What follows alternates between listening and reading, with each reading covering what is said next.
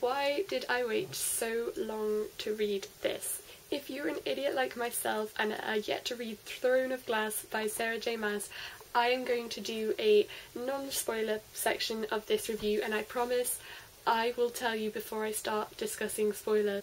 One thing I love about this book was that I wasn't spoiled at all. This never happens. I am going into this series almost completely blind. I love it. Admittedly, most of the spoiling that I've had in the past has been my fault.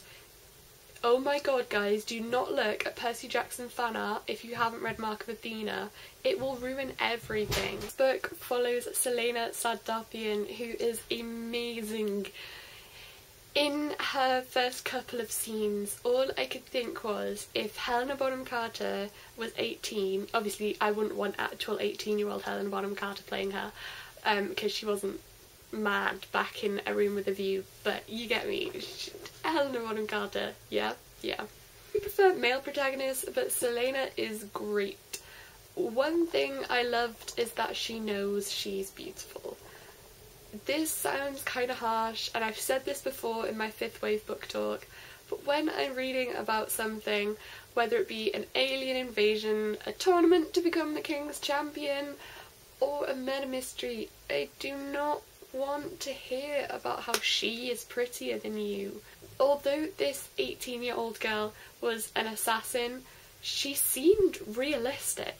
She enjoyed parties and wearing fancy dresses, and when she sees her love interest, she doesn't fall in love with him immediately. Her first thought is, oh my god, he's hot, I want to snog him, which is what you think when you see a good looking guy. So the typical YA protagonist is your awkward, bookish girl, but I don't want to read about myself. I know myself very well. I have known me for 14 years and 11 months exactly. I want to read about an outgoing, confident assassin who loves teasing people and coincidentally also loves books. Because it's weird when your main character doesn't like reading, because it's like, author, who are you?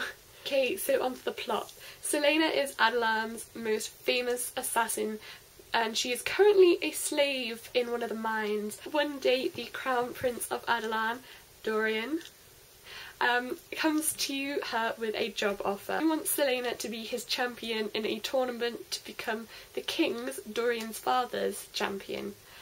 It is fantasy. They live in a world where fairies exist, but in this particular book you don't really get to hear or see much of that, but from what I've heard there is much more of that in the later books.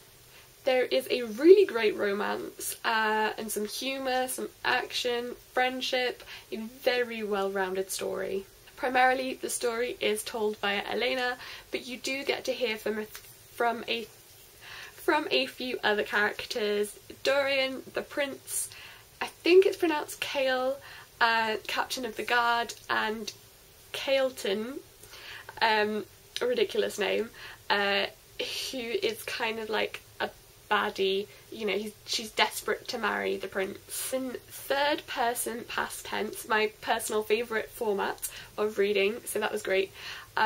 But if you prefer first person, I wouldn't worry, because the narrative is still like friendly and you get to hear her thoughts, so it's not too distant. It's written very well. As a writer myself, I know that third person isn't always easy, but Sarah J Maas does it so well. So now onto the spoilery section. So if you have not read Throne of Glass by Sarah J Maas, I would recommend you leave now. I am Team Dorian. Don't get me wrong, there is certainly chemistry between Celaena and Kale, but I see that as more of a friendship. My favourite Saurian moment is Delena is already taken.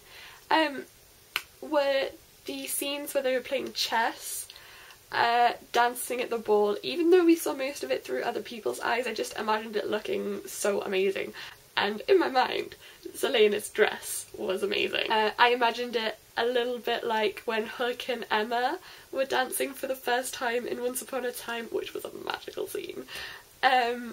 And after Celaena won the duel and he was like holding her and kissing her head despite like everyone being there. As a Gendrea shipper, Gendry and Arya Game of Thrones, I am all too familiar with the "I'm too much of a peasant for you" reason not to be together. It annoyed me so much when Celaena was like, "I can't be with Dorian because like I'm the king's champion and you're the crown prince." Like, you shouldn't let something so meaningless as a title keep you from love. This frustrates me so much and I've had so many bad experiences with this. It bothers me.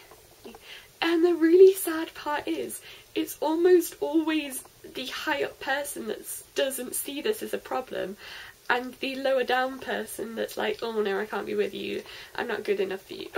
You still are good enough for them. Nemea pretending she couldn't speak the common tongue reminded me of Katie in Mean Girls pretending she was shit at maths so she could ask the good looking one for help. I did really like how important the friendship in this book was, but at the same time I feel like it lessened the importance of the friendship between Celaena and Chaol, which I was really enjoying. So it's like, does she ever run into Nox again?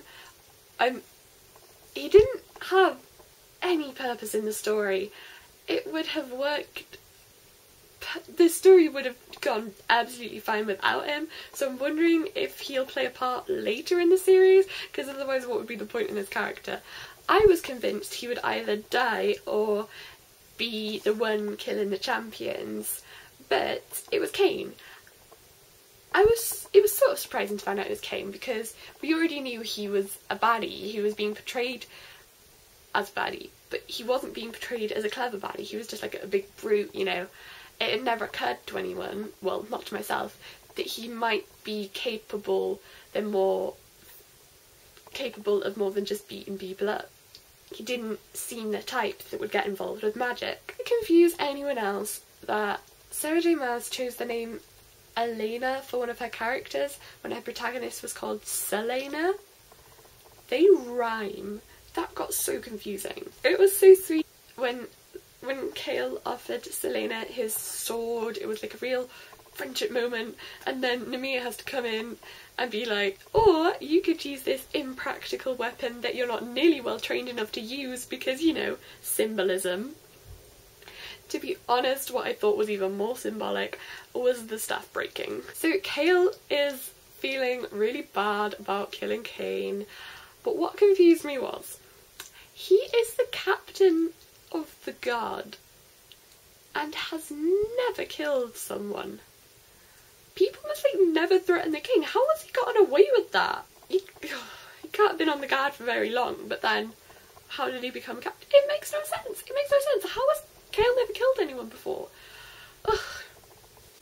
Anyway, that was my book talk on Throne of Glass by Sarah J Maas. I very much hope that you enjoyed my thoughts on the book. Goodbye.